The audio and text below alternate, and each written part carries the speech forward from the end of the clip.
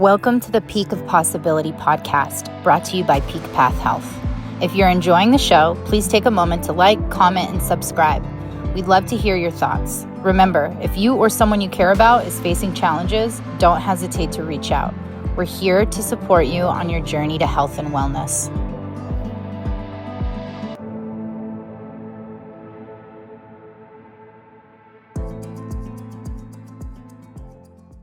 Rachel, thanks for coming on the podcast. Yeah, thanks for having me. So glad that you were able to make it after a long flight. A long flight. Yeah. So bear with me. Yeah. Story of my life. Well, tell everybody who you are. Hi, I'm Rachel, and I am an addict in recovery. Do you want me to just go on the whole? Yeah, do the spiel. I'm from New York originally. Eventually, now I live in Austin because I went to treatment in Austin, and I was in active addiction for 10, 15 years. Heroin was my vibe. Opiates were the love of my life for a very long time. How old were you when you started using? Using just in general? Yeah. 10 or 11, I would say. How did that start at 10? Dude, I was a very depressed child. As long as I can remember, I was just I felt not a part of anything. I felt like an outcast. I felt like nobody liked me. I didn't like myself. That's what I realized down the line. And I don't know. I definitely had some kind of traumas, but I come from a middle class family. My family wasn't very toxic. We also weren't very close. It was just I feel like a lot of families were like that in the 90s, very surface level. Especially East Coast. Didn't really talk about anything. Cold weather, cold people. Yeah. And so I just always for as long as I can remember, I can remember being 4 years old, and a core memory for me in preschool was me trying to go up and play with these girls and play Polly Pocket, and they were you're ugly, you can't play with us, or something like that, and that was the vibe of what I felt like inside for basically my whole childhood. I think I was an addict well before I ever picked up a substance. I was addicted to lying. I used to make the most outrageous shit up. I was always just trying to escape, right? Food. I was just a chubby kid because I just loved to eat food, and I think that was what was the craziest lie you ever told as a little kid? Dude, oh my god. Dude, okay. I got a couple crazy ones. I want to hear yours first. Okay, well, I think all of the lies that I told were just so fucking outlandish and insane. I convinced my whole neighborhood that I was a witch and that all the boys were warlocks. Good witch or bad witch? I was magical. I had magical powers, right. And I was really good at convincing people of these things. And gnats, how they go to your hand, they go to your body heat, right? And so I get up on what is it? They move. They follow your Who body. Moves? What's a gnat? Those little tiny flies. Okay, gnats. Yeah, okay, gnats. Okay. Like gnats. Yeah. GNAT, whatever, Okay, gnats. And I got up on a park bench because everything had to be I had to make you believe these things. Right. It was my thing. You're committed to the bit. Yeah. And so I stood up on this bench and I'm you guys don't believe me? Watch this. And I'm moving my hands and moving. I'm look, I'm moving them with my powers. Right. And fucking everyone believed me, and I ate that shit up. It was just such a thing for me. And like I said, with food and friendships, I was always super codependent. I always had one person, and if I wasn't around someone else, I could never be alone. I felt like I was just if I was by myself, it was the end of the world. If I couldn't be around friends. And then my dad he was really fucking strict with me. And so I wasn't allowed to do, even before I started doing bad shit, I didn't have, all my friends were having slumber parties and they were going to the movies and they were hanging out at the mall, and I wasn't allowed to do as many things as my friends. And so I felt very alone. And I definitely had mental health issues from a young age. I started cutting, I think, by the time I was 11. And what was what was it that drew you to cutting? Before Dude, I think someone else, and this is the reality of it, is I think someone else had told me about it, and it was someone else that was like-minded like me that had fucking issues and was this helps you out and whatever. Right. And I've experienced it myself, and then I was oh shit. And I also think a big part of it for me was also a fucking cry for help. I hid it for a while, and then I got to a point where you almost wanted people to know. I wanted, I got to a point, and I remember I went to school one day, and I had I pulled up my sleeves a little. My whole arm was fucking sliced, slinging slashered. Okay. And so my English teacher came. I was hoping another kid would see, and they would be like, "Are you okay?" You didn't think it would be the teacher? I didn't think it would be the teacher. And I'm pretty sure she called my parents, and then I went into therapy, and then they put me on Prozac, and I'm 11, Dude, I did the same thing when I was 11 in the 6th grade. I wrote a hit list. Mind you, I didn't want to kill any. I don't think I fully understood. I wasn't homicidal, but I wrote out this hit list, and there was a couple teachers specifically that I strongly disliked that were on said list. No. And I walked by one of those teachers' rooms, intentionally dropped it on the floor in front of her classroom, and it never occurred to me that they would figure out it was me, and it never occurred to me that I could get expelled or maybe it did. Maybe I wanted them to find it, but it was almost a cry for help. And so I had this expulsion hearing, and all this crazy stuff happened. But it's crazy. It is. Well, and when I look back now, I think a lot of it was I just didn't I didn't feel seen in any aspect of my life. I think I was really craving connection and attention that I just didn't feel like I had at all.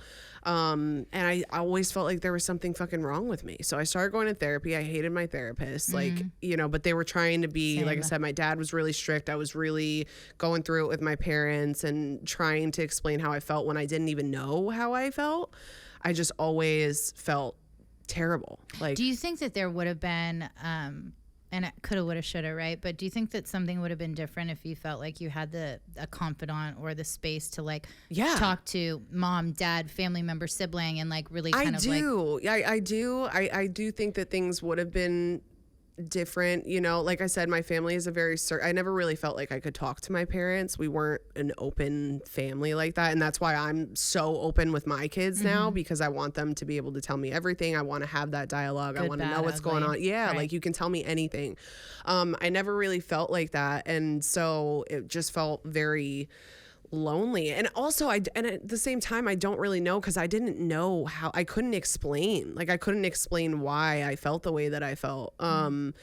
But I don't even remember. I had a family friend of mine. I remember I started smoking cigarettes first, and I liked the way. What kind of cigarettes? Oh, these were Marb Lights, I think. The first Newport Hundreds. The first one Newport I smoked was my cigarette, okay? But this was I had gone to Long Island, and I was hanging out with. I was also one of the only white people where I grew up. All Puerto Ricans and Dominicans, right? Okay, yeah. So I was I went through very racial identity crisis. I thought that I was black for a time. Did you wear the shoelaces in your hair? Oh, I sure did. I used to slick my hair and the white this. eyeliner. White eyeliner, Fat Farms, the baby fat jacket with the fur. Yeah, the fur. And I was I was pretty accepted, but I didn't, my parents were what the fuck, I was just going through some things. Yeah. In middle school, I was hanging out with the Latin Kings, and it was just crazy. And I didn't know who the fuck I was. I didn't know why I felt the way. So I was just trying to fit myself into places, and I just never felt a part of. And it's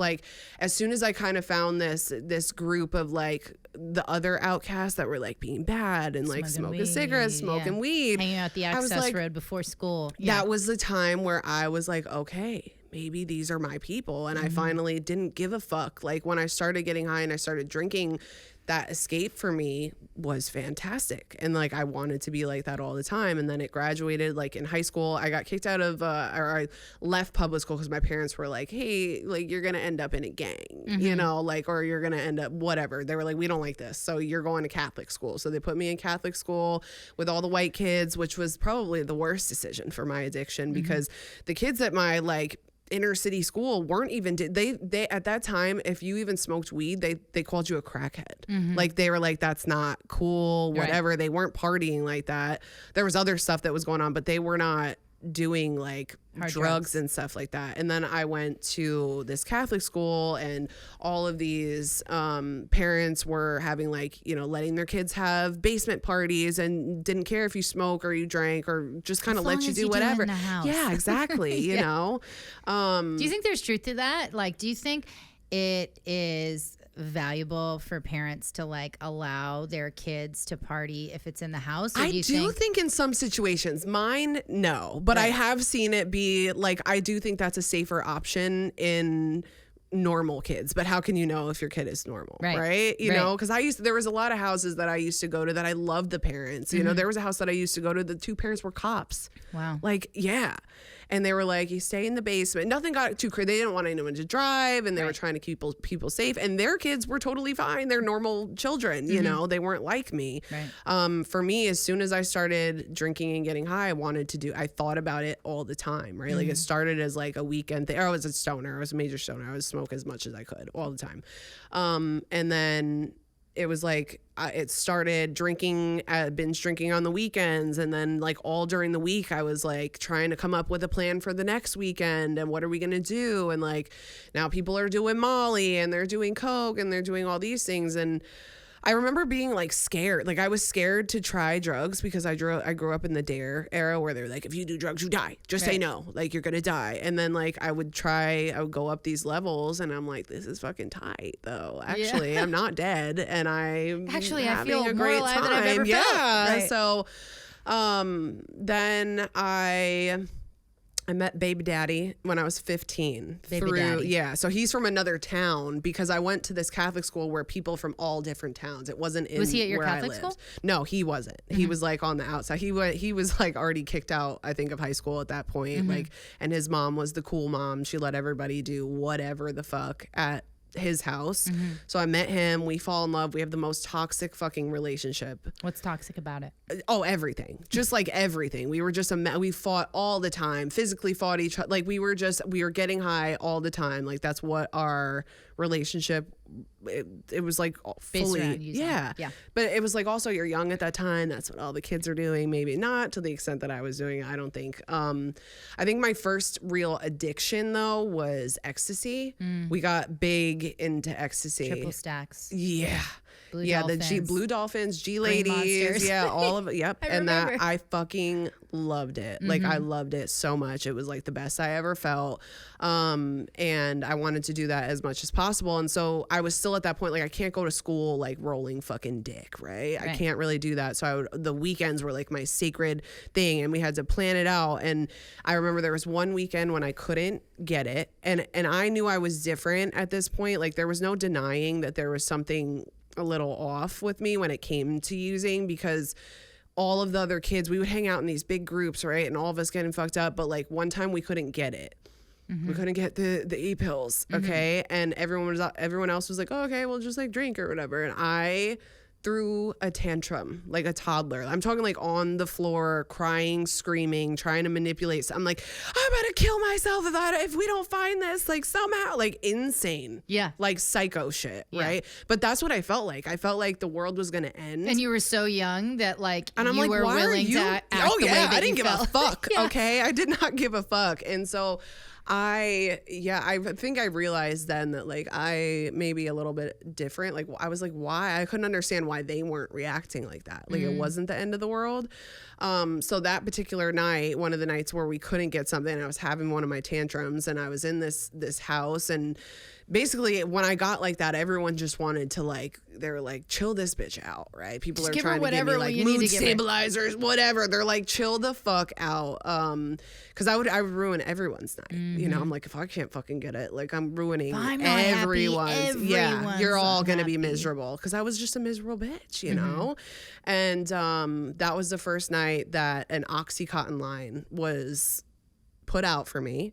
I had no Who gave idea it to what you? it is. John's mom, my baby daddy's mom. And so she was prescribed. She had her own medical issues, and this is in the time. This is probably 2007. During the Yeah, epidemic. 2007. Major opiate, and this was an OxyContin 80. Yeah, we're like, our timelines are very similar. We're both from the East Coast. We both started using around the same times. Very similar. Yeah. So I did it. I puked. I didn't think that I liked it very much, but I did. Like it was a weird thing, but it calmed me down. I didn't give a fuck about the E anymore, like immediately.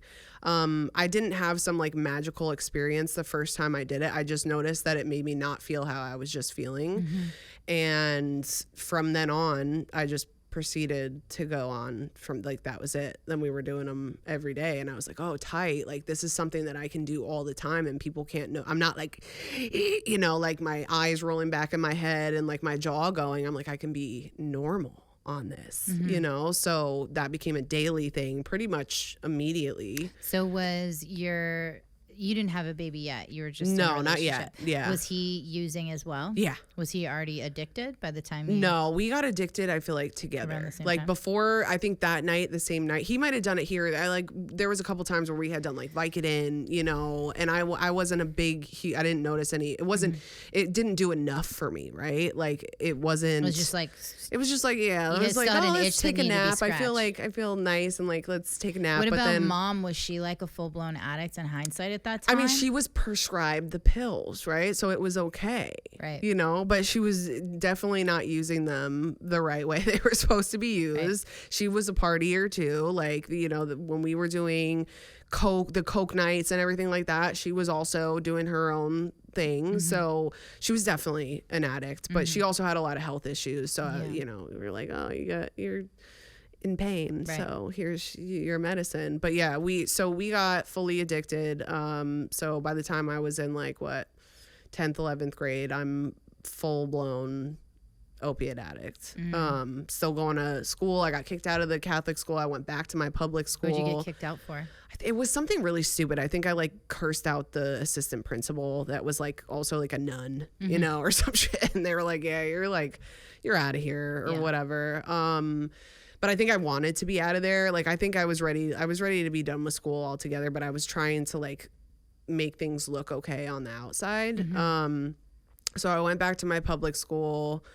I ended up graduating. Like I said, I was pretty functional. I ended up graduating with pretty good grades. How and were stuff you like that. feeling your habit at such a young age? So his mom would like front us certain things, and then we were selling shit, like the whole family, all of us, we would just like middleman and charge people extra and figure out ways. We owed his mom a bunch of money, but she was like, you know, she would give them to us. Yeah. We would end up like racking up a little tab, but I was also stealing money wherever I could. I'm trying to think if I was working at that point, because I had been working pretty much. I was also working. Were you, do you remember the first time that you experienced like withdrawal symptoms from the opiates? Yeah. I went, so I used to walk to high school, and I think this was 11th grade, and I got to school because I had just had them every day, and I had not gone without, and I didn't know that happened. So I get to school. Nobody tells you when they give you No. So I opiates. wake up, I get ready for school. I don't think I was feeling super shitty, but then I walked all the way to school, and I got to like my first like class or maybe homeroom, and I was like, oh shit, like I'm not feeling good. Like I feel like I have the flu. Did you think you had the flu? Oh yeah, I went to the nurse, and I'm like, I think I have the flu. And I went home that day, and I remember like by the end of the day I was calling my mom crying because my body hurt so bad because of the sweats, because of how bad it was, and I really thought I had the flu, and I'm like, I need to go to the hospital, like I have the flu. My mom's like, you're gonna be fine, like drink some water, you'll be fine. And so I go through days of that, and I don't even think I talked to John, my boyfriend at the time, for days, because I was like so fucking ill. And at the end of that, I talked to him, and he was like that might have been you might have been dope sick. And I'm like, come again? Yeah. You know, excuse me? What do you mean? And then I realized that like pills are basically like heroin. I didn't know opiates did that, you know? And I guess you don't know until you experience it. Especially if you're a kid, and it's kind of a crazy idea to think that you were 15 or 16, right?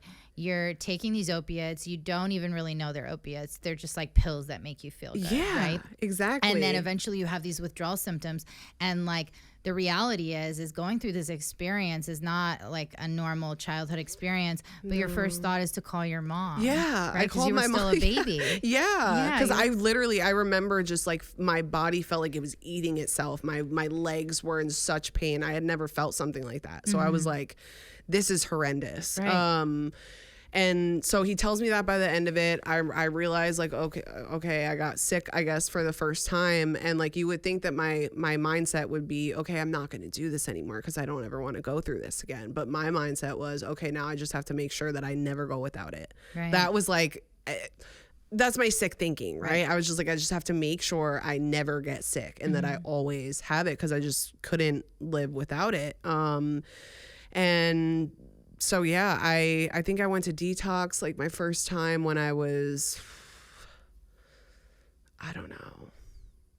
I don't think I went to detox until, do you remember when they phased out the oxys? And then, I was OPs. already sober for the first time. By the time I got out of rehab, it was like the very end of like OCs, and they were going for like $120 a pill. Yeah. And they were replacing them with like the OPs. Yeah, the OPs. Squish, and then people we were putting them in the microwave and doing all kinds of crazy. Yeah, we like, tried all that. I wasn't fucking with it. Doesn't I was work. like, I mean, it kind of worked, but like, we're not on the really. Same Not age. what It was we wanted probably to. like when you were like 17, 18. Yeah. So then we went backwards to the blues, to the Roxys, and then I started smoking them. I was like, we were doing the hose clamp and snorting them with the 80s, and then we went backwards to the Roxys, and then I started smoking them. I really enjoyed doing that. And then because of the smoking, I think though, like I would have black all over everything. I had tinfoil in my car at all fucking times. And I think it was more, my parents were kind of starting to like catch on to like what was going on. And I remember my mom confronted me, and like, I'm like, no, you don't know what you're talking about, all this. But I think by the time I was 19, I went to detox for the first time. And did your parents send you, or did you ask for help? I think they confronted me, and I think I finally like admitted it. I don't really remember, to be honest, but I think like at a certain point, because shit started to get bad, as it always does, right? Like it started to get bad. I had my son when I had just turned 19, and I was mostly sober. Like as soon as I got pregnant, I like went on a tiny bit of sub, and then I like fully detoxed myself, and then I was mostly sober, which was really fucking hard because I'm living in the house with John and his parents and everybody using around me, which was so fucking hard. And I remember I was just so miserable like during the whole. Did you go through withdrawals pregnant in the beginning? A little bit, but like I knew pretty early on, as soon as I found out what subs were, like I would always take like the tiniest amount just so that I wasn't dying. You know what I mean? And I would do a taper down method, and I would do all this, but I was so mentally fucked during my pregnancy, and I'm just watching people get high around me and like all of this stuff. And then I had my son, and then it was like immediate, as soon as he was out, it was like right fucking back to it. Did you remember thinking when you got pregnant and you were able to, get sober and stay sober throughout your pregnancy, did you ever have any idea or belief that like your kid would keep you sober? Oh, 100%. I was like, this baby's going to save me. You know what I mean? Was it a relief that you were pregnant, or were you scared? It was, I mean, I was scared, but I've always wanted to be a mom. I've been destined to be a mom. Like I always knew that. And so I was also, even though I was scared shitless, I also thought it was like going to be a new beginning. And I thought this is going to be like the best thing that could happen to me and all of these things. And it did end up being that, right? But like it definitely didn't stop my addiction. Why do you think it is that, and I mean, I hear stories of some women who are able to stay or get sober for their kids, but I also know a lot more too that try to use their child or their pregnancy as like the solution to their addiction, and it doesn't work. Yeah, I mean, if that works for you, I love that for you. That wasn't my story. I think that we really tell ourselves, I can tell myself that anything will be, you know what I mean? Like this is going to be the reason that I get sober. But it's like, if you don't fucking actually get sober and do the work, I'm talking for me, right? If I don't actually get sober and actually do the work, then I'm not staying sober. And like my son wasn't enough. He was always my driving factor in like wanting to be sober. Because after things started getting really bad, like even in the beginning, there was always half of my brain wanted to be sober so bad. Like I really wanted to get it. I just didn't know how.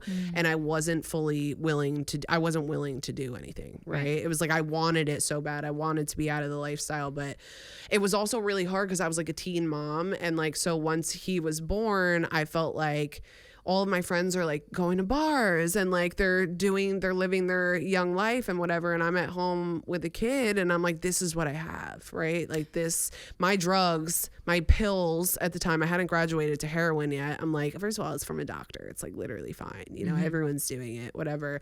But I felt like it made me a better mom. And it made me. Maybe it did. Yeah. I mean, you know, so like I really held on to that. And I was pretty functional on opiates for most of my addiction, which was also fucked up, you know? Were you still in the relationship with your son's father? Oh yeah. We had our whole relationship when we were using was so fucking toxic. Like it was just so, on every single level, it was just so fucking toxic. So we would break up one week, but it was like, I always came back because if I would go back to my house, it was so much harder to get the drugs. He lived 45 minutes away. Right. I have to hide it. Right. Exactly. Right.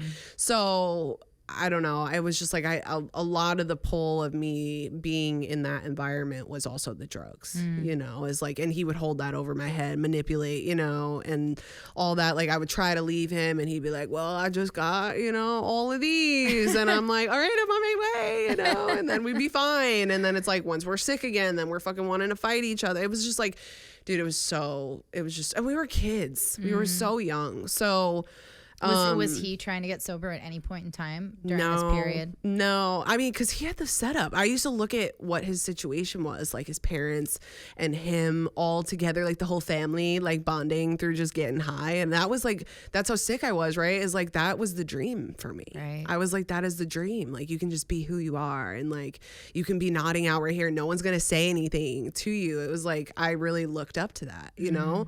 I think over time, I more and more saw like how fucked up things really were. And so I went to, we had broken up one time. Like I said, we were always on and off. We were breaking up. We would get back together. And I think on one of the times that we broke up, I got another boyfriend. And then I was sick as fuck. I had only done pills at the time and he was already doing heroin. So then he introduced me to heroin, went down that road. And I was like, oh, this is genius. Like I'm going to save so much money. It's so much easier. And yeah, really great financial decision. Yeah, you know, and so went down that route. And then I was getting more careless. Like I would leave the wax baggies like somewhere in my house and my mom would find them and like they knew kind of what was going on there. But I would always deny it, or I would be like, oh, no, I'm fine now. Like that was old, or I was very like it just. You're a liar. Yeah, I was a liar, and they didn't really, you know, I don't think they knew what to do at all. In 2013, I don't remember what was the culprit of me going to treatment that time. I probably got caught by my parents, but like I was always willing to go to treatment. I wasn't like, fuck you, I'm not going to treatment. I was like, please, right. You know? So I went to treatment in 2013. I actually stayed sober for 90 days. I was also introduced to the rooms when I was like 17, I think, like that, like something like that. Right. And I went into the rooms and I knew immediately, like I loved the rooms. Yeah, I did. I loved the rooms. Was I willing to do anything that I was told in there? No, absolutely not. Like I just thought I'd go there. Like I just go there, I sit down and I'm like, okay, thank you, bye. You know, make a little friend. But like I was like, these people are like me. So I knew that like that was a place that I can go.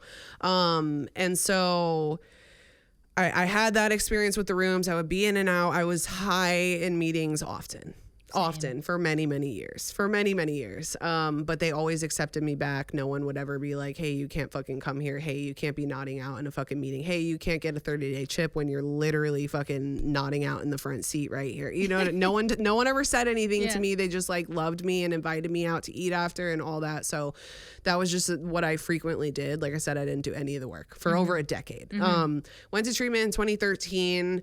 And that was like the first time I felt very hopeful. Like I was like, oh my God, like maybe I can actually do this. What was different about this time than the other times?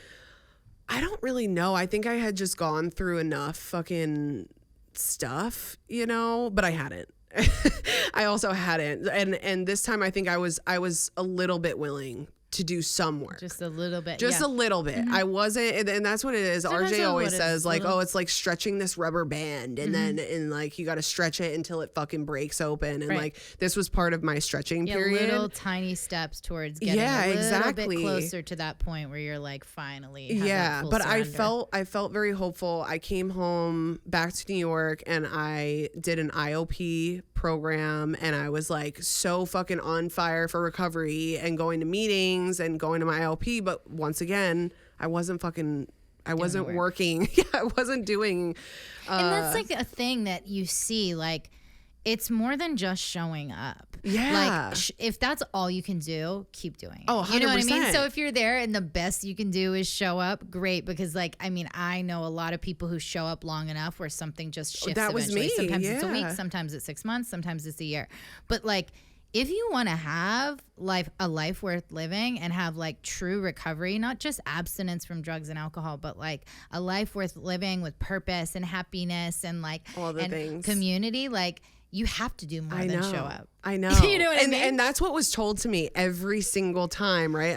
Every single time. It's like, it was ingrained, but I never heard it. Yep. Like, I just didn't hear it. It wasn't like I was even saying like, no, I just like didn't And like hear it. When people say do the work, like it doesn't, you think the work is just going to Right. the meetings or to the IOP, like that is Yeah. the work. That's like the bare minimum requirement to even start Right. this like process. Yeah, Right? yeah. So I was doing the bare minimum, and I was just like, I'm just here for the vibes, you know. And so that was it for me. But I had that time around in like IOP, I was like kind of like the sober leader of the group, and I was telling people about all these different meetings, like come to this meeting, I go here, and like, you know, and I had like this little crew, and it was like really beautiful and stuff, but like I wasn't doing the work. And so I met one girl in IOP that I had actually known prior, and she was telling me how like she's just been going to the bars here and there, and she's been like doing acid here and there and whatever.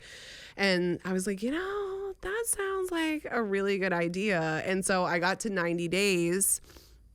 And at that time, I'm like, I had never gone ever since I had started using at like, you know, opiates at 15, 16. I had never gone that long without substances. So I was like, I am cured. Yeah. You know, like I'm cured, and I'm not an alcoholic. I'm an addict. Like I love drugs. I don't even really like alcohol like that. That's what my brain told me, right? So I went out and celebrated at the bar for my 90 days. 90 days sober. Yeah, I'll go have a I'm drink. cured. How often do you see that No, happening? literally, I was like having people buy me shots. I'm like, I just got 90 days sober. And, you know, it was like a vibe. That night, I'm already doing coke. Right. And so then and I always have. Coke's not your problem. It's the heroin. Right. So it was just like that. I was very delusional around my drinking and my other use. And I went through many years after that trying to be normal, right? I went through a festival phase. So it was psychedelics and all, like I went through I lived so many different lives to try to successfully use somehow, right? And every single time it brought me back to opiates. Every single time. Eventually it brought me back to opiates. That's my experience. That's how I lived, you know, the next few years. But in 2013, in that 90 days, I went to dental assisting school.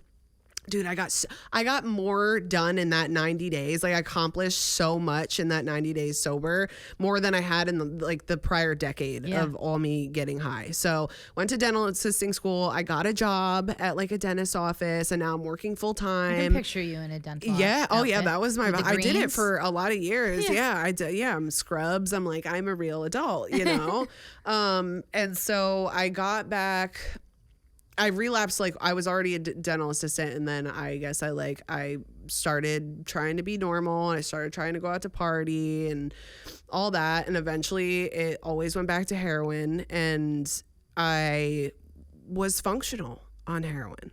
And I was living this double life, like on the outside. What do you mean by functional? Because I think it's there's like functional. It's like very lightly functional, to be honest. Because like you were able to hold a job. I was able to hold a job. I was like soccer mom for my son, but I was also like very frequently nodding out. I'm driving fucked up. I'm not giving, you know what I mean? Like I'm going to cop on my lunch break. I'm going to one time I tried to pull up with my kid to my plug's house, like met my plug in the car, and he was like, don't ever fucking do that again. But I was so fucking sick, and I remember that being like a core memory for me where I was like, fuck, dude. A turning point. Yeah, fuck.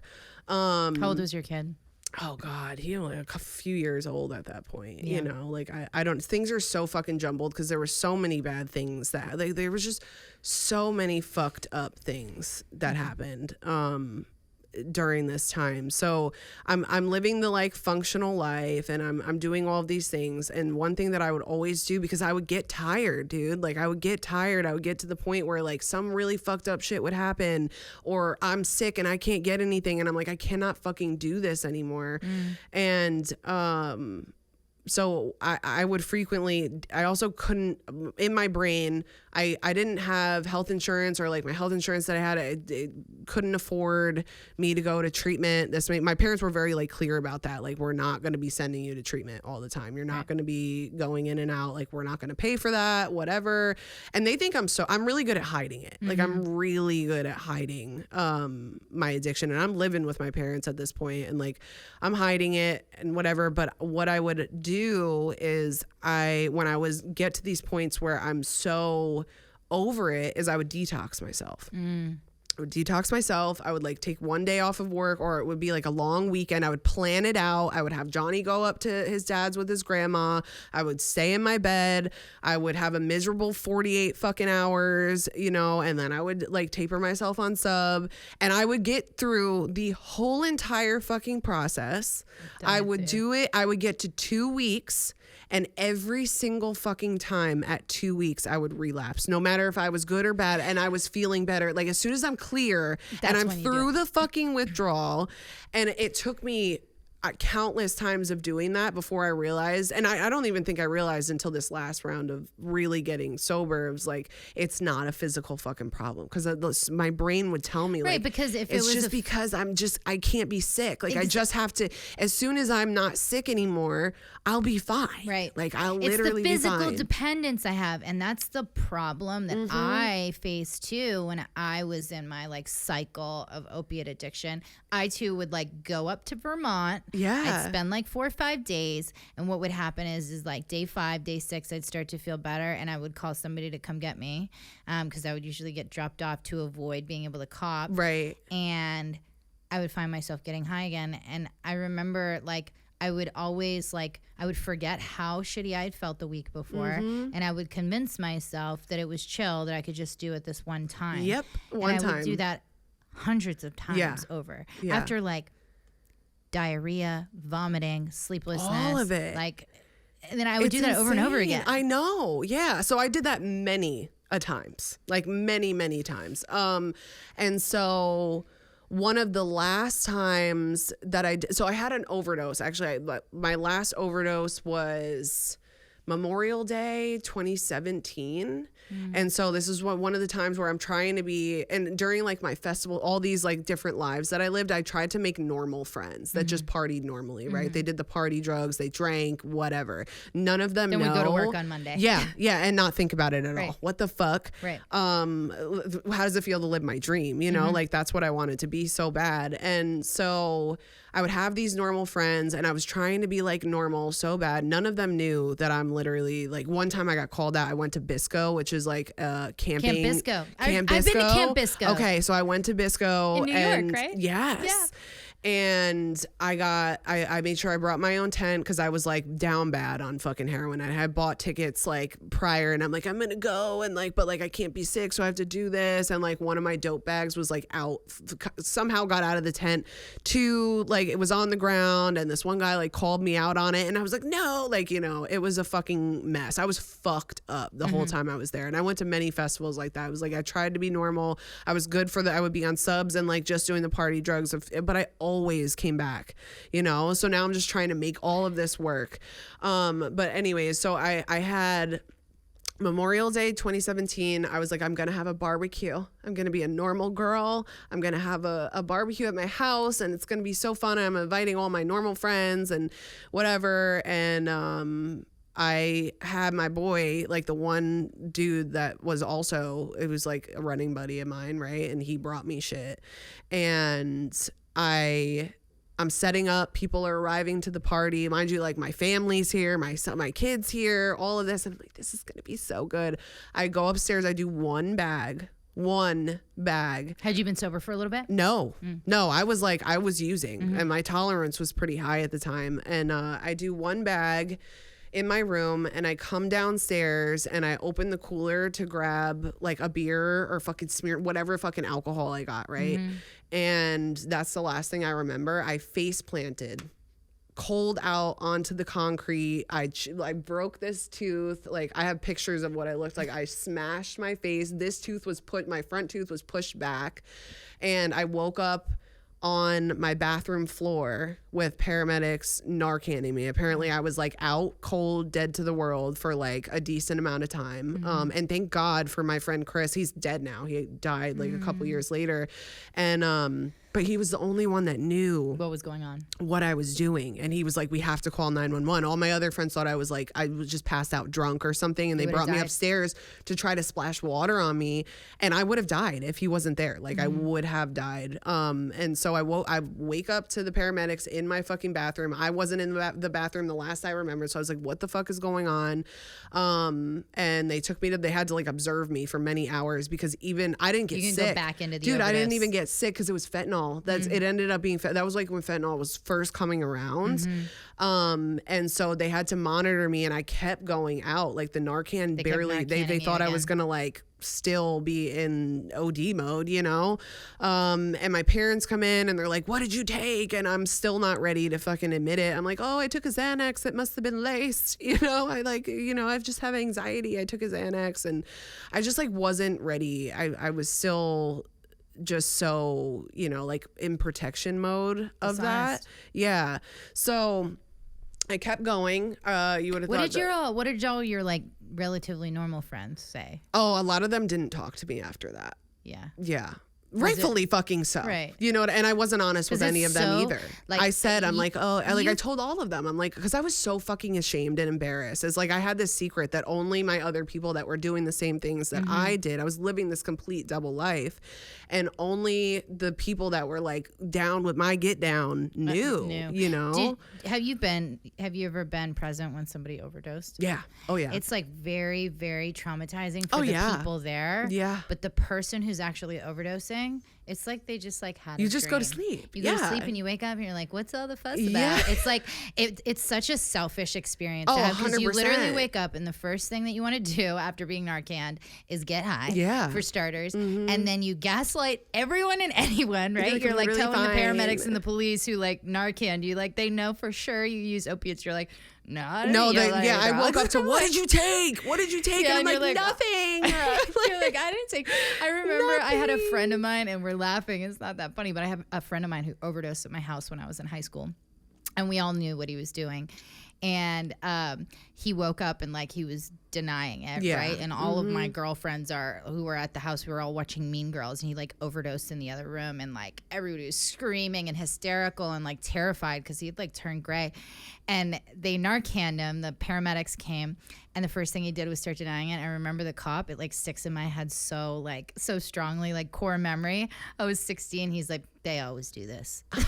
They do. He's right. They do. Like, wake up and just lie. Yeah. Man. And everybody around you is like traumatized because they've seen you die. Dude, I've seen my friend that I had started using with originally, like we both progressed kind of at the same time and kind of became running buddies. And like so we went to this like rave show, and then afterwards we were at this, it was snowing, so we went back to this like normal kid's house that was just a regular partier, and it was like drinking. It was like his grandmother's house. We're like up on the top floor, and he like passed out, went to sleep, and I'm like smoking crack in the bathroom. She's shooting fucking like speedballs in her neck. And she ended up putting too much. We were like in the dark trying to like figure out, and she put way too much coke and fucking I've seen many opiate overdoses. Coke overdose is the most gnarly fucking thing I have ever seen in my life. That was like, and the same thing when she woke up, she like wasn't like, dude, it was so fucking traumatizing for me. So I can only imagine like what that was for the 30 people that were at my house. But that wasn't enough to stop me.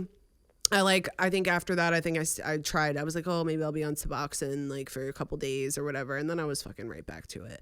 And then so I was just doing my same thing that I normally do, just going on and whatever. And then I got to another point where I was just like so fucking sick of it. And so I was like, got to detox myself, like that same cycle. And this particular time, I was like, okay, I'm gonna try something different this time.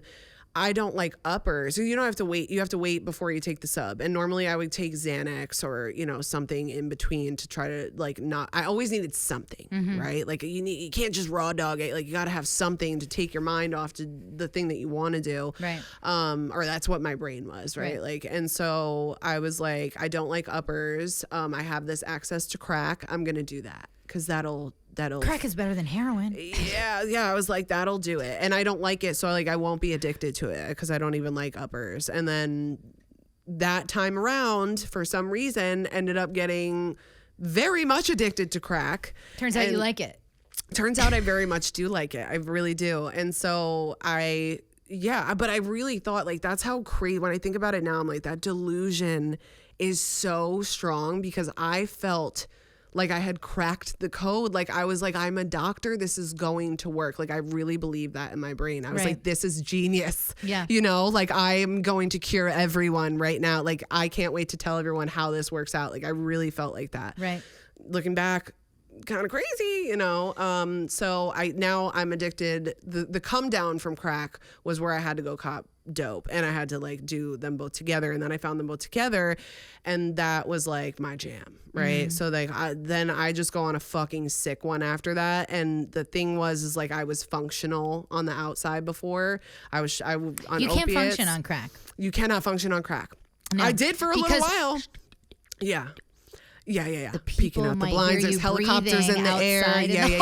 Yeah, they're after me, I remember just being literally too afraid to touch my lips to tell the other person I was smoking with, because if I touch my lips too loud, they might hear. And that was the vibe for me. So it was like I went on a all day, every day, like 7-8 month crack binge. How are you supporting your habit?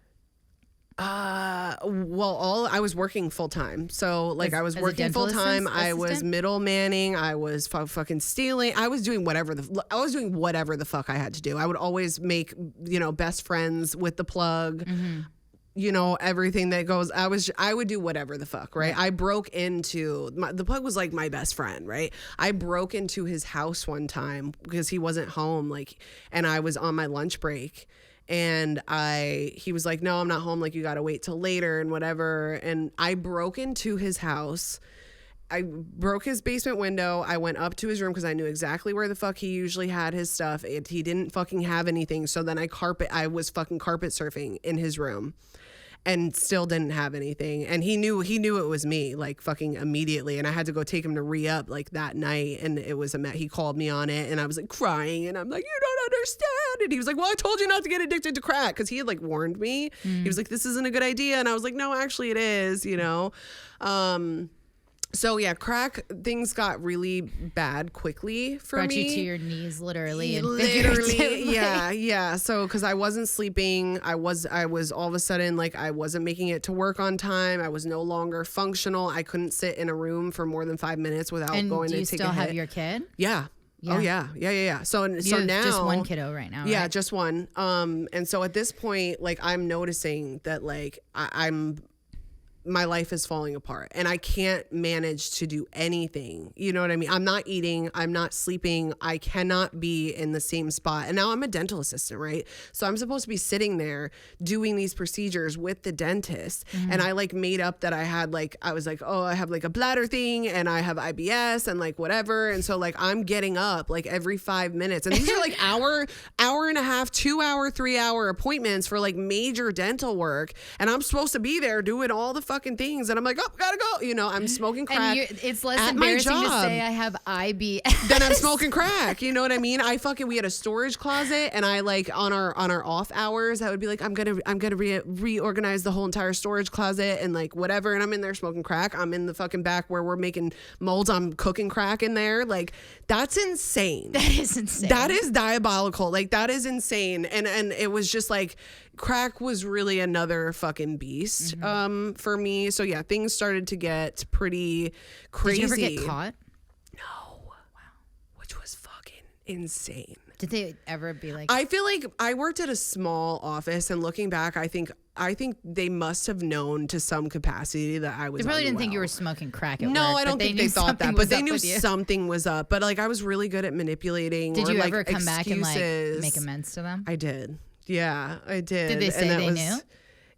They didn't really say they knew exactly, but they were just like, they had to have known. No, they didn't say exactly. Maybe they felt bad. They were like, they were probably uncomfortable. Yeah, they were definitely. They were all normal, you know, humans. So they're like, oh wow, crack in the utility closet. Yeah, it was pretty fucking gnarly, and then demoralizing for sure. Yeah, and so that brought me to, and here's the thing, right? Is like, I didn't lose my job. I didn't lose my kid. I hit such an emotion. I was going to fucking kill myself. Like, and I got really lucky that. Was there something that happened on the day where the shift happened? Like, no. Like internally. Even? I just remember I was at work. And I was like, maybe I couldn't I don't know what happened exactly. But I remember I was on, I think there was like one of the patients didn't show up, and I was on the Facebook on the like work computer, and I just remember him being I was like, dude, I can't fucking do this anymore. And I'm like thinking in my head, like, I cannot fucking do this. I'm either gonna fucking kill myself, or like something needs to change, right? And my old counselor messages me on Facebook, and he's like, how you doing, kid? Yeah, from my IOP that I went to. And we got really close with him. He was like making a documentary and like all this stuff, and he reached out to me in that moment. He was like, he would just check on me. He knew that I was like in and out. He always knew that like I was struggling a lot of the time, and but I hadn't heard from him in a while, and he reached out to me and he was like, how you doing, kid? And I was like, hey, I'm about to fucking kill myself. You know, like, I need to do something. Like, please help me. And he was like, do you want to go to treatment? And like, I had all these excuses of why I couldn't go to treatment, right? I have a full-time job. I can't leave my job. I can't leave my kid. I can't be away, you know, all of these excuses. And I was just so fucking done that I was just like, please help me. I'll do anything. I'll go anywhere. Just tell me what to do and I'll do it. And he got me into a treatment center in Texas. I was supposed to go to Florida originally, but they didn't have any beds at that one. And then they were like, you're going to go to Austin, Texas. And I'm like, do I need a cowboy? I'm thinking cowboy hats and tumbleweeds and all these things. And I get to Austin and I go through detox and I do residential, and that was tight, I guess. Oh, actually, I had a moment in detox. They don't, because like they have tar there, right? So in Texas, I accidentally brought heroin with me. I thought I had done. Yeah, no, literally accident. Like, I thought I had done all my shit, but I was so fucked up at the airport. I guess I missed one. So I got through TS. I wasn't hiding it. It was just like loose in my purse. And they take all your stuff in detox, and then they give it back to you before you go to residential. And they gave me my purse back, and whoever checked my shit did not know that it was heroin because it was powder. They put it, and you know, the stamp bags with like the little, so they thought it was like a piece of paper or something. The bundle bags. They put it in a fucking Ziploc for me. Because in Texas, it's like sticky tar heroin. It's tar, it doesn't right? come in so little... they didn't know, and it's not on. I'm like, you know, it is what it is. But in that moment, immediately, I fucking did it. As soon as I got my stuff back, this is the night before I'm supposed to go to residential. I'm supposed to be packing up my stuff. I did it. I was just through my sub taper, like a day off, but it's still in your system, so the blocker's still there. And so I felt like shit immediately. You got sick? I got sick immediately. It sent me backwards because I was sick for multiple fucking days after that. I had to tell on myself in the morning. It was such a humbling fucking experience. I was ready to like AMA over it in the morning. I'm like, you know, because if you don't get high the way that you want to, you know, when that happens, it fucking sucks. Itches and scratched. Yeah. So, but I ended up I didn't, and there was some good texts and stuff that like talked me down, and I went to residential, and I was sick as fuck for like another week after that. And I really, this time around, like, we went to a lot of meetings and I learned a lot of things and I was like super into it and whatever. And I was like, I'm going to stay sober, but I met a boy in treatment. Of course. That was my vibe, you know? And I was like, we're soulmates and we're going to get married. Did you guys like get together like in treatment? Oh, yeah. As soon as I walked in, we like locked eyes and I was like, oh, okay. That's why I'm here. Like, yeah, that's it. God, thank you. Hello. Thank you.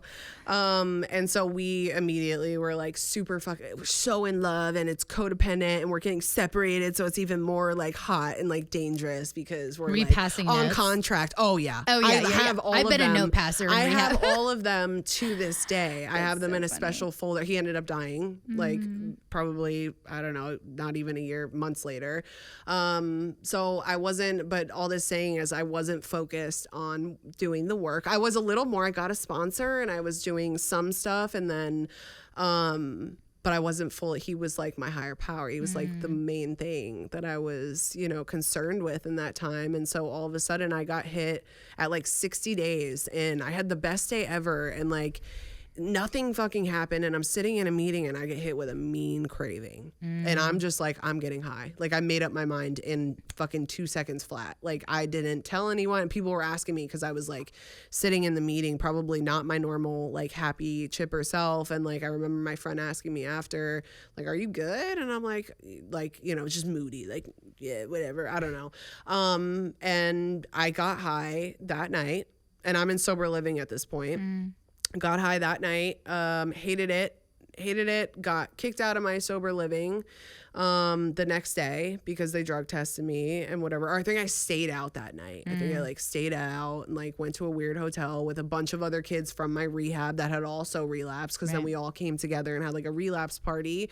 Got kicked out of my sober living. I lived in a hotel for like a little over a week. I was trying to find crack, couldn't find crack. That's when I went the meth route. Shit got really fucking weird on that relapse and with meth. And then by the end of that, like on like day 7 or whatever it was, no one would talk to me. I was by myself in a Motel 6, like pulling my body hairs out with taking tweezers and just pulling all my body hairs out. Oh yeah, on meth? For sure. Yeah, big time. You should see my eyebrows when I was on meth. Oh dude, and I'm talking my whole. I went back into. So I called the rehab and I called the detox and I like begged them and I was like, I will do whatever you want. And they made me.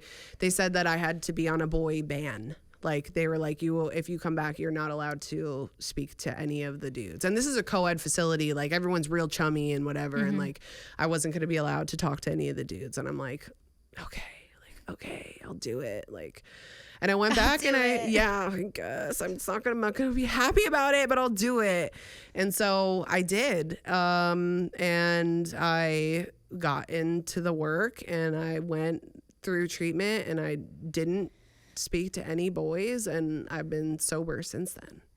Do you, before this experience where you were like not talking to the boys, did you ever have like close female relationships? No, fuck no. Unless they were running buddies of mine. That was like my girls, we were getting high. You know what I mean? We were doing sketchy shit. We were robbing people together. Like, you know what I mean?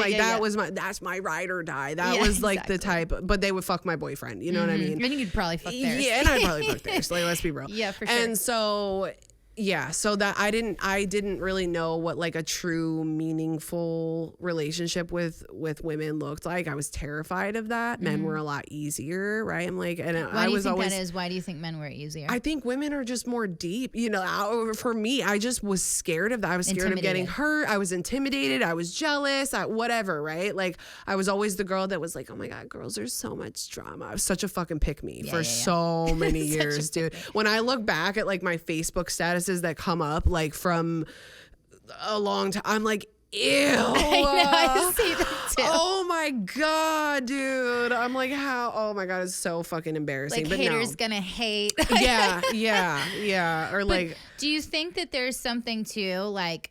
I know for me, when I was young, I was very similar. I always had like one girlfriend and she was somebody I would party with and she was my ride or die and we would get into all kinds of mess together and we were always around boys and like I had the same feelings of like not being important and not feeling beautiful or a part of. And like men would give me this like sexual attention. Also that, right? And they're really easy to manipulate. Right. And like sexual attention to me was like validation. Yeah. And that made me feel important in the moment. Right. But it's like kind of like, it's like, it doesn't have much depth. Right. Exactly. But I didn't really know anything different. Like I didn't know what a relationship with depth looked like. And honestly, a relationship with depth meant that I had to like be honest about me. Exactly. I had to be authentic and show up in a real way. And I don't even think I had the capacity to do that. And I don't even think I knew who I actually was. So whatever version of you that I would show was like the version of me that I thought I needed to be in order for people to like approve of me. Totally. Yeah. No, I relate heavy on that. It's like, I don't think I had all these different personas of things, you know, like I remember the last like 5 years of I got so good at manipulating and like being this person, and I would be like to do like my ego was so fucking insane, and I played this part of someone, and I played it so well, I think at that time, that like I really believed I convinced myself that that's like this fuck girl. Like I would be like to dudes, I'm like, I'm gonna like, you're gonna fall in love with me, and I would treat people like fucking garbage, and they did fall in love with me. Like it was just like such a fucking sick, and I got off on that, right? It's like all of these manipulative, just like trying to get people to do the things that I want, and it working, and I was like, oh, you know, there was just this sick fucking thing. But anyways, women was not. I would always have that one girl, and we were both doing the same thing. And so you get sober, and you're not talking to boys, but there's girls there. What changes in the dynamics with the women that you were like getting sober dude with? I think that like I mean my sponsor and then the women that I was around, like I don't think I had a hard time getting along with women, but it was you weren't having meaningful relationships. Right, exactly. And I think that I was forced into it at that point, because I'm like, okay, I can't talk to the boys. I'm not going to be able to use that distraction this time. It's like I have to like get along with these women, and I have to bond with them. And I like eased myself. I was forced, and then I like eased myself into it. And then once I realized like the support and the love and like how powerful those relationships are, it was like I went the opposite direction. I was like, fuck the men, okay? Like once I realized what meaningful relationships with women did for me, and like how it filled my soul and my spirit, there was no going back. Right. There was just no going back. Also, I mean, assuming obviously that, you know, you're not dating the women that you're around. Yeah.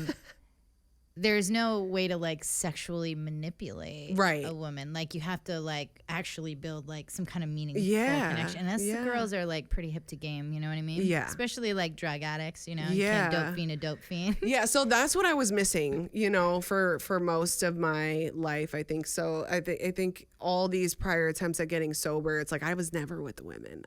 Never. Like I would find a boyfriend in there every single time, and that's what I would do, is like once I really got into doing work on myself, and like I learned about all of these things, and I also went to Oxford sober living, which is like the super strict. Yeah. So well, that's what it's like, democratically ran. It's like honestly known, right? Community based. It's known as like a shitty. It's very inexpensive. It's usually in like the a hood. nonprofit. Yeah.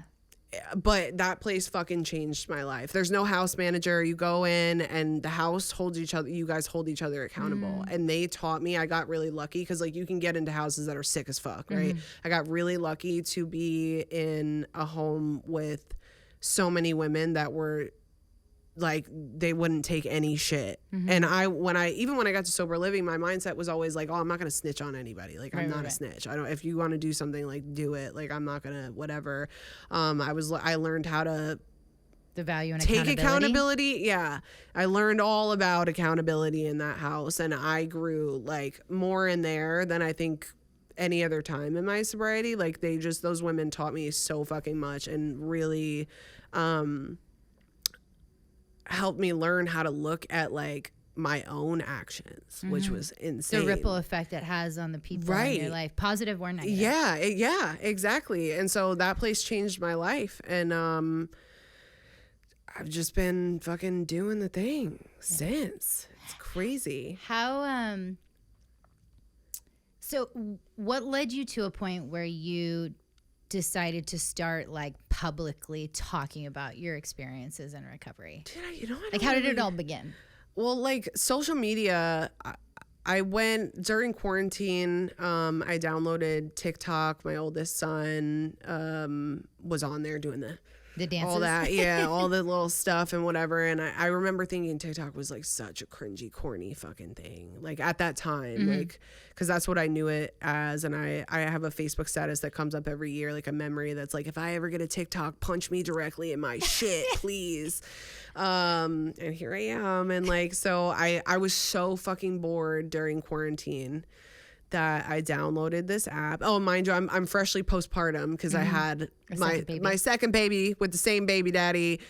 That's that will take a whole nother episode. So let's just say I had a baby. Okay. Had a baby. It was the whole situation around that is a fucking chaotic mess. But anyways, so during quarantine, I'm freshly postpartum.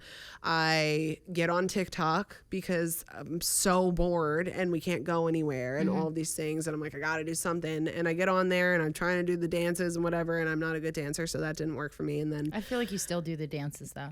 Do you? Like, I mean, I do my best, you know, like I do my best. And so one day I just got on there and like just started ranting about something. I think it was like what they don't tell you before you have a baby, like all the fucking things about pregnancy and like postpartum and like in a comedic way as I do, right? And it went like stupid viral. Like it got like, I don't know, it was like 10 million views in one day and like all of these followers that followed. And I had never experienced something. I wasn't expecting that. And I had never experienced something like that. And all of a sudden now I have this platform. And so I was just like fucking around. I'd never in a million years thought it would end up being something like I'm doing today. I didn't know it was really a career path. Like I was just on there talking shit. Like you're just being you. That was it. Like it wasn't, I didn't do it with an intention in mind. It was like, I had no community at that point. And I was like, let me just fucking talk my shit. And it ended, I think sobriety was just and recovery was such a huge part of my life that I think what I first started doing is like I started with like the mom stuff, and then I was like, let me fuck around and see, like let these people know who I really am. Let's see what they think, you know, because it was my whole life, you know. And I think what I started doing was like, it nerve-wracking when you first started to like expose this part of you? I don't remember really. You just did it. I just did it, you know, and I was like, this is just who I am. And like, if you don't like it, I don't know what to tell you. So I think I started making like funny recovery videos, you know, like little skits or using a sound and putting like a funny like caption over it and whatever. And then people would ask me questions and then I would answer the questions. And then it just snowballed into this thing that it is today, which is like so insane to me, you know? So isn't it crazy to see that, like, just showing up 100%, like we had all this fear that we were like not good enough, alone, isolated, like whatever, all these ideas about ourselves. And then when we finally get to a place where we're comfortable enough in our own skin, where we just show up 100% authentically, like silly, all the raw stuff, all the embarrassing stuff, like the worst of the worst, and we just show up that way, and people like they gravitate to that. I know. It's like, why would have thought? Right. Who would have thought? Exactly. And now it's just like I lived my life not as myself, and just like so sick and miserable and fake and fucking just being a terrible human. It's just like, I don't think I had any more fakeness in me to put out. It was just like, dude, this is how it is. This is who I am. And if you don't fucking like it, then like, but people really resonated with it. And then when I realized that I could help people like through this stuff, I was like, okay, God, I guess this is what we're doing, you know? Like, I still don't understand it to this day. Like the amount of people, the amount of supporters I have, the amount of people that message me, the opportunities I've been given through just doing this and trying to do the next right thing and help people and like not be a piece of shit, right? Is like, it's fucking insane. It's crazy. No, it's insane. Like I wake up every day and I'm like, how is this my life? You know, like, are you guys sure? I don't know. Like, it's just wild. Yeah, it's fucking wild. Yeah, well, you're super humble about it. Well, I don't get it. You know what I mean? Like Loki, I get it. Do you know who I am? Like, do you know the truth? I'm just like, are you, I have a hard time. I get imposter syndrome frequently, you know, and I don't see, so there's sometimes, and I'm working on it. I have a lot of people that tell me like, you need to, and I'm all about like telling other people to do positive affirmations and all these things and be nice to you. But there's a lot of days where I wake up and I'm just like, I don't know how I got here. I don't feel like, there's times where I don't feel very deserving of it. It's insane to me that like I get these essay long messages of people telling me like I got sober because of you, and like, or like I got a message the other day of someone telling me like I was going to kill myself today and I watched your videos and I laughed and like I'm not going to do that today. And like, dude, I was just like, wow.